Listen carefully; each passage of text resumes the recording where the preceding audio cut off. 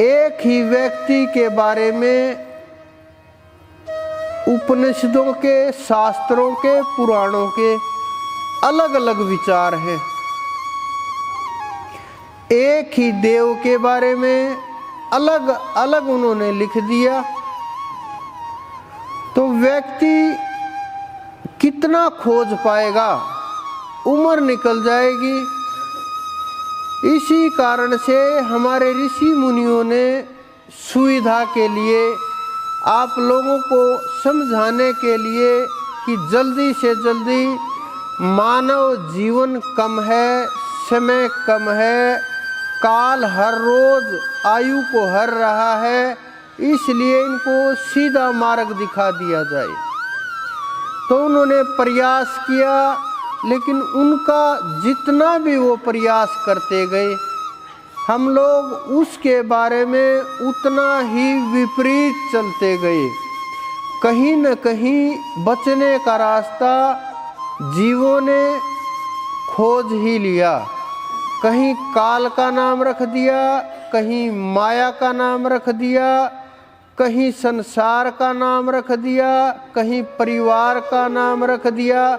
जिस प्रकार से अपराधी लोग कानून से बचने के लिए कोई न कोई, किसी न किसी प्रकार का तरीका निकाल ही लेते हैं, उसी प्रकार से संसार के जीवों ने परमात्मा से दूर जाने के लिए, भजन ना करने के लिए, खुद की खोज ना हो पाने के लिए कुछ न कुछ तरीका निकाल ही लिया। उसी प्रकार से आप लोग आध्यात्मिक होने की कोशिश करते हैं, आध्यात्मिक होने के लिए प्रयास करते हैं, आध्यात्मिक होने के लिए जो जो रास्ता समझ में आता है उसको अपनाते हैं।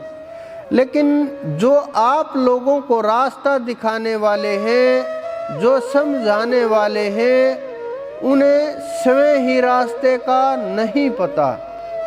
क्योंकि आप लोग हजारों लोगों के विचार सुनिए, टीवी के ऊपर सुनिए, फोन के ऊपर सुनिए, जा करके सुनिए, खोज करके सुनिए, सब प्रकार से जैसे आपको सुविधा हो उसी प्रकार से सुनिए।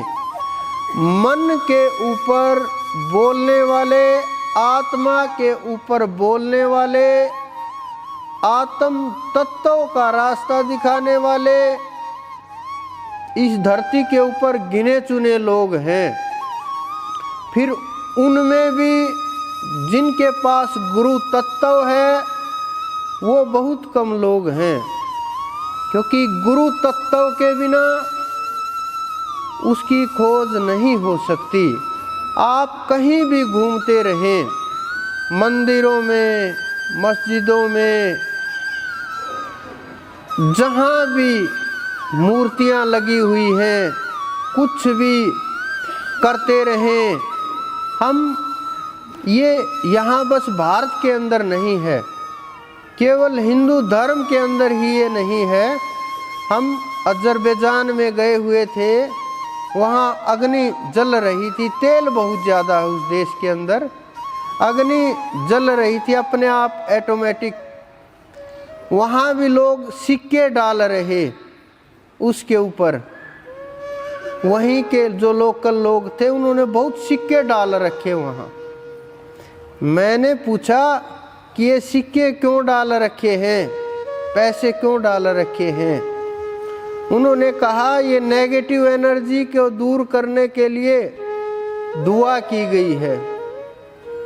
हमने कहा क्या इससे दूर हो जाएगी? कि हाँ हो जाएगी।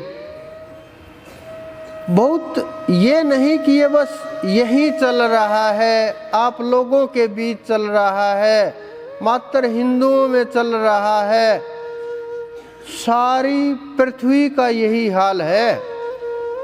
कहाँ भागोगे, किसके पास जाओगे? जहाँ जाओगे वहीं यही शुरू हो जाएगा और फिर उसी के अनुसार चलते रहो, दौड़ते रहो आंखों के ऊपर पट्टी बांध करके।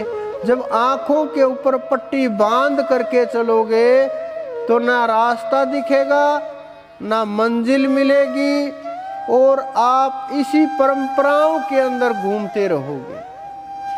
सब जगह मिल जाएंगे आपको मंदिर, मस्जिद, और कोई ना कोई किसी न किसी प्रकार से सब धर्मों के लोग लगे हुए हैं अपनी परंपराओं को निभाने के लिए, रीति रिवाजों को निभाने के लिए।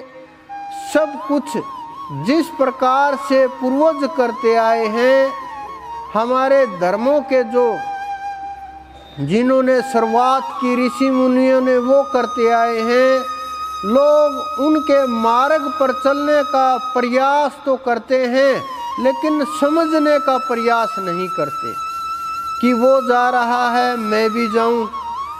मंदिरों में जाना कोई गलत नहीं है, मैं भी गलत नहीं मानता, लेकिन वहाँ जा कर के आपको अपने आप को तोलना चाहिए कि अंदर जो चल रहा है मानव के, वो जो मंदिर के अंदर चल रहा है, क्या वो उसके ऊपर प्रभाव डालता है? क्या जो ये मानव के अंदर खेल चल रहा है इसमें कुछ प्रभाव होता है? हमारे अंदर मूर्ति के प्रति, मानव के प्रति, जीवों के प्रति स्वभाव कितना प्रभावित होता है, मन कितना प्रभाव करता है, कितना प्रभाव बुद्धि के ऊपर, विचारों के ऊपर होता है। क्या हम एक जैसे विचार बना पाए? क्या हमारे एक जैसे विचार हैं? शरीर के ऊपर कितना प्रभाव होता है ये हमें देखना चाहिए। हमारी ऊर्जा कितनी प्रभावित होती है? क्या हम स्थिर हो गए? क्या हमें आवश्यकता नहीं रही वहाँ आने जाने की? हमें अनुभव करना चाहिए, मात्र मान करके नहीं बैठना चाहिए, देख करके नहीं बैठना चाहिए कि उसने बोल दिया सच होगा, ये सच नहीं है। तो बहुत से लोगों ने अपने घर में ही जंग का मैदान बना दिया। जो ध्यानी लोग हैं, मैं देखता हूँ 2-2 घंटे ध्यान के अंदर बैठे हैं, उठते ही लड़ाई शुरू।